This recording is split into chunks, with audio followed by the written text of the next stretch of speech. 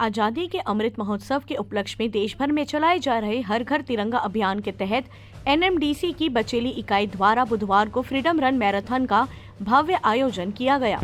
कार्यक्रम के तहत 2 श्रेणियों में 5 किलोमीटर और 10 किलोमीटर मैराथन का आयोजन किया गया।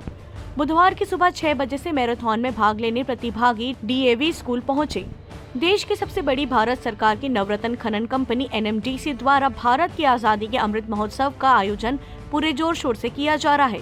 कार्यक्रम के तहत मुख्यालय हैदराबाद सहित सभी परियोजना इकाइयों और अन्य स्थानों पर अमृत महोत्सव को पूरे हर्षोल्लास के साथ मनाया जा रहा है।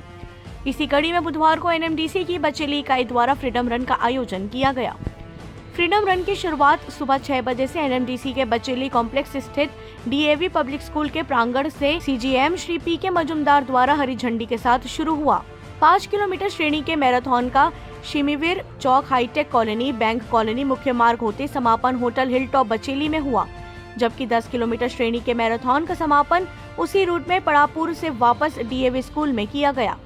मैराथन पूरी करने वाले सभी प्रतिभागियों को मेडल दिया गया। इस मैराथन में एनएमडीसी कर्मचारी, अधिकारी, सीआईएसएफ, सीआरपीएफ, शिक्षक, खिलाड़ी, जनप्रतिनिधियों समेत बड़ी संख्या में आम लोगों ने शिरकत की। बचेली से फकरे आलम की रिपोर्ट।